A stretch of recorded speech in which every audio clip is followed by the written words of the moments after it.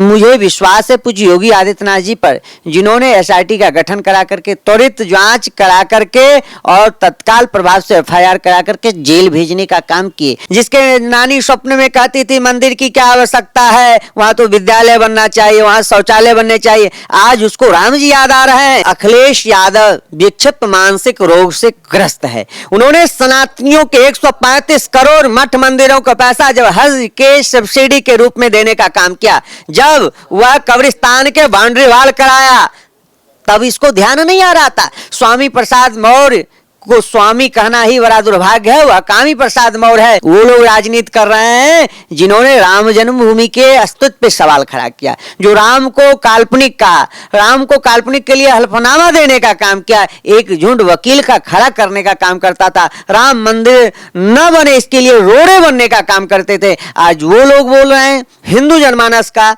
पूज्य योगी आदित्यनाथ जी पर पूरा भरोसा और विश्वास है। जैसा उन्होंने 19 तारीख को अपने वक्तव्य में कहा कि एसआईटी जांच कर रही है और जांच के बाद दूध का दूध पानी का पानी होगा। अयोध्या जी धाम हम पहुंच चुके हैं और यहाँ हम देख रहे हैं कि पिछले कई दिनों से अयोध्या धाम में चंदा चढ़ावा चोरी को लेकर जो मामला है वो एक राजनीतिक मोड़ ले रहा है।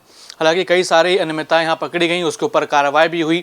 जैसा सीएम योगी ने कहा था कि एसआईटी की रिपोर्ट आने दीजिए, उसके बाद दूध का दूध पानी का पानी हो जाएगा। उसके बाद कार्रवाई भी होती हुई देखी। जो सीएम योगी का अंदाज है, उसी अंदाज में वो देवरिया में भी बोलते हुए नजर आए कि एसआईटी की जांच चल रही है, अभी और दूध का दूध पानी का पानी होगा। पहली प्रारंभिक रिपोर्ट आने के बाद 8 एफआईआर हुई, गिरफ्तारियां हुई और तुरंत उनको जेल भेजा गया। अब बयान होंगे, तमाम ये सब चीज़ें होंगी, लेकिन इस बीच जो राजनीति है वो किस तरीके से चल रही है।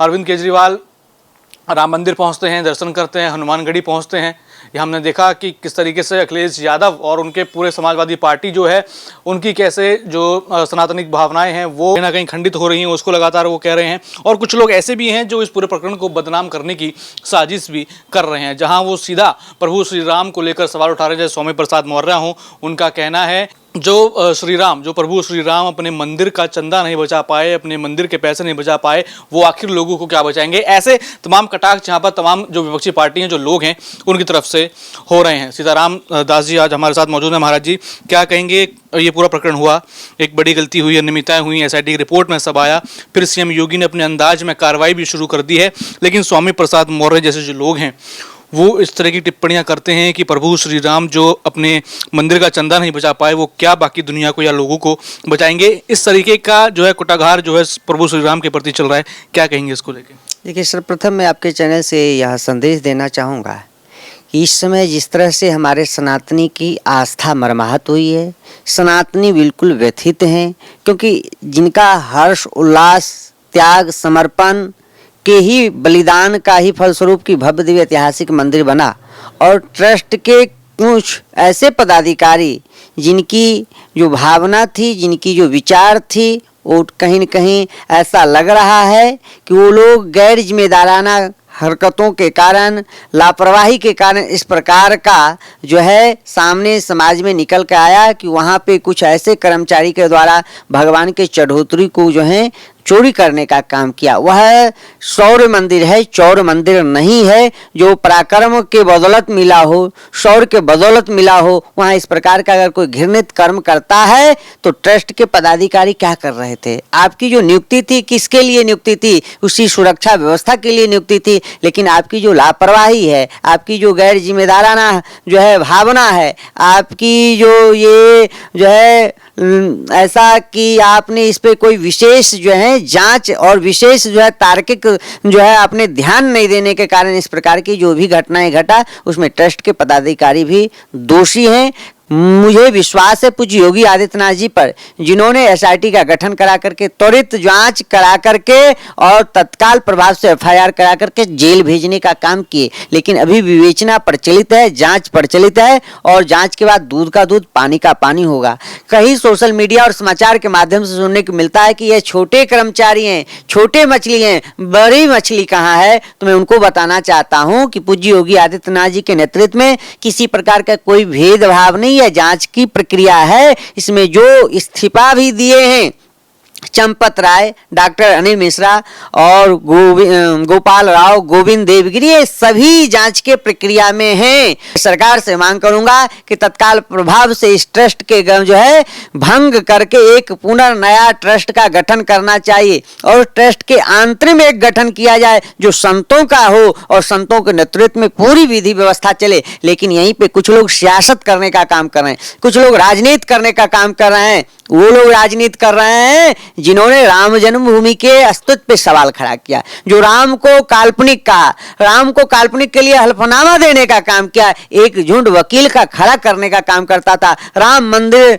न बने इसके लिए रोड़े बनने का काम करते थे। आज वो लोग बोल रहे हैं जो राम भक्तों के ऊपर गोली चलाने का काम किया, साधु संतों के ऊपर लाठियां चलाने का काम किए। उनको न अयोध्या से कोई लेना देना है, न हमारे श्री राघवेंद्र सरकार से कोई लेना देना है, न राम जन्मभूमि से लेना देना है, लेकिन उनको सनातन धर्म को कैसे धूमिल करना है, सनातनियों को कैसे प्रभावित करना है, इसलिए वो लोग कुछ चक्कर रच रहे हैं। तो मैं आपके चैनल के माध्यम से संपूर्ण हिंदू जनमानस को निवेदन करूंगा कि ऐसे लोगों के चक्कर में नहीं पड़ना है जिन्होंने सनातन धर्म को कहा था डेंगू है, मलेरिया है, ऐसे अनेक बीमारियों से जो है अभद्र शब्दों से जो है बदनाम करने का साजिश रचे। आज उनके गठजोड़ के लोग इस प्रकार के भावना रख रहे हैं कि मेरी भावना आहत हुआ, उनकी भावना आहत नहीं हुआ। सनातनियों को भावना को आहत करने के लिए वो लोग राजनीति कर रहे हैं। इसी जगह कुछ ऐसे दोगले लोग हैं जो कभी राम मंदिर नहीं आए,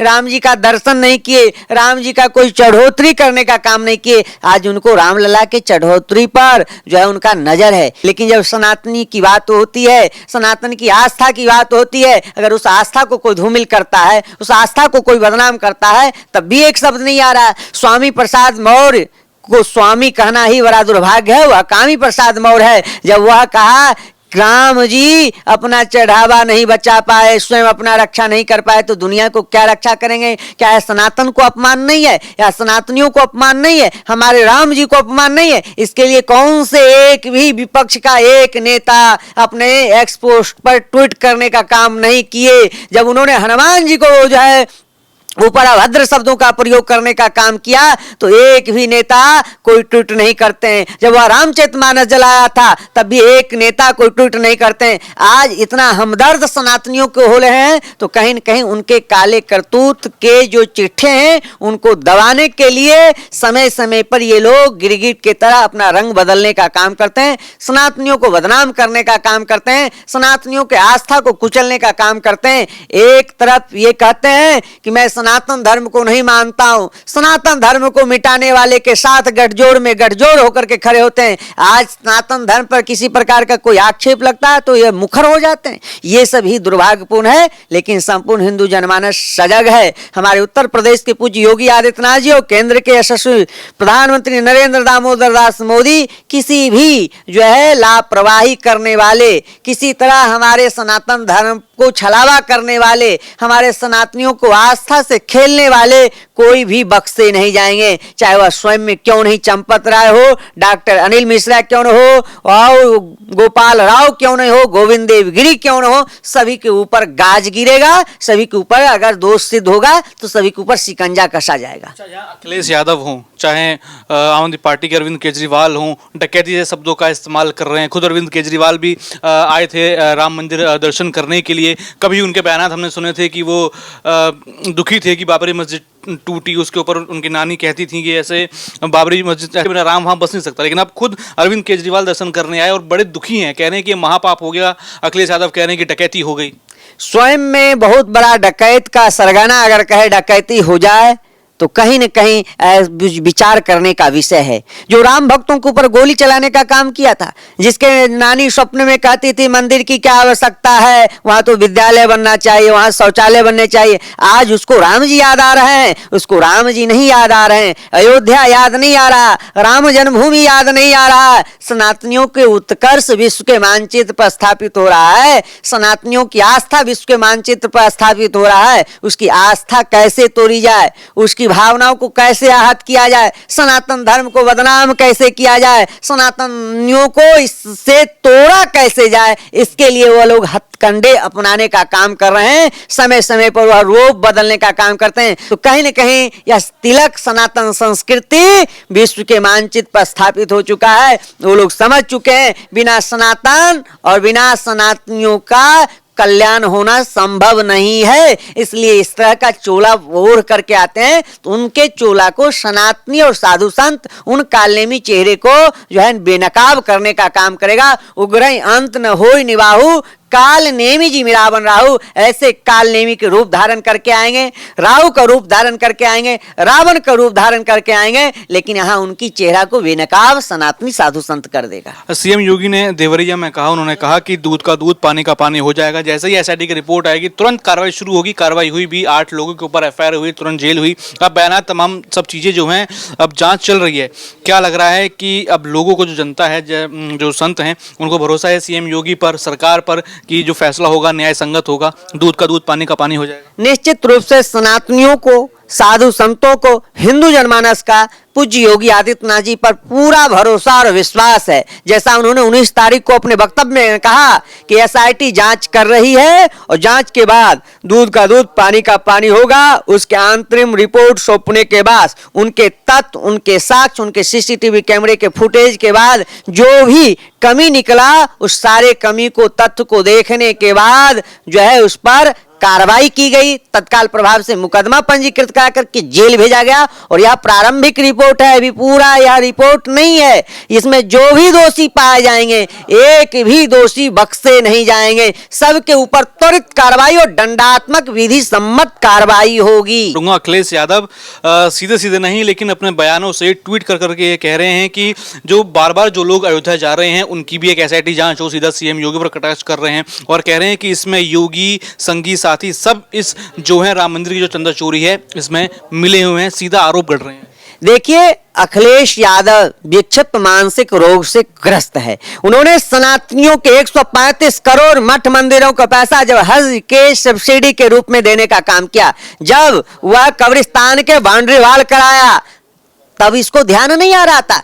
सर्वप्रथम इसकी जांच होनी चाहिए कि सनातनियों के मठ मंदिर का पैसा किस तरह तुमने हज सब्सिडी के रूप में देने का काम किए। ये लोग अब पाठ पढ़ाएंगे जो स्वयं में बहुत बड़ा घोटालेबाज हों, बहुत बड़े जो है देश विरोधी गतिविधि से संलिप्त पाए जाते हो, राष्ट्रद्रोही द्रोहियों के से संलिप्त पाए जाते हैं, जिन्होंने राम भक्तों के ऊपर गोली चलाया, राम भक्तों को जेल भेजने का काम किया, जो साधु संतों को जो है डंडे चलाने का काम किए। वो लोग आज बोलने के लिए उनकी कोई औचित्य, कोई अधिकार नहीं है। स्वयं में वो बहुत बड़े नासूर हैं। ऐसे काल नेमियों के लिए हनुमान जी का गदा और संतों का जो है उद्घोष, जिस दिन संत उद्घोष कर देगा, हनुमान जी का गदा चलेगा। अभी तो धरातल समाप्त हुआ है और इन लोगों की जो है स्वयं में अस्तित्व समाप्त हो जाएगा।